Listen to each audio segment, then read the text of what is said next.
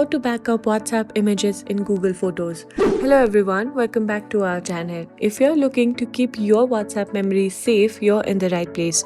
Today I'm going to show you how to back up your WhatsApp images in Google Photos, so let's get started. First, grab your iPhone and then we need to open the Settings app.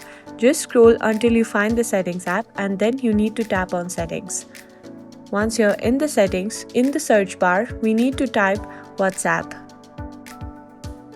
Once you find the app, simply select it and from here you need to tap on Photos option. Now, this is crucial for managing your image backup. You might notice that WhatsApp currently has limited access to your photos and videos. To change this, you need to tap on Photos and here you will need to select the full access or all photos. Simply select that and then we need to go back.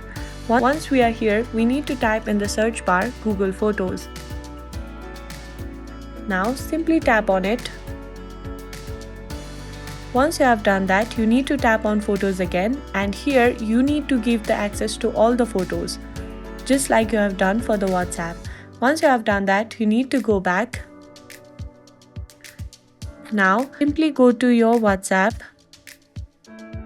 From here, select the photo that you want to save to your device. Simply tap on the box with an upper arrow over here. Once you have done that, you can see the save option. Simply tap on save.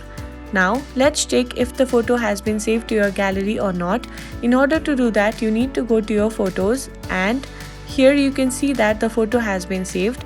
Now, let's check if the photo has been backed up in Google Photos or not. For that, you need to go back and then need to go to your Google Photos over here. Once you're in your Google Photos, you can see that the photo has been backed up. And that's it. Thank you for watching our guide on how to back up WhatsApp images in Google Photos. If you found this video helpful, please give it a thumbs up, subscribe to our channel for more tips and tricks. Don't forget to check our other videos as well, and I'll see you in the next video.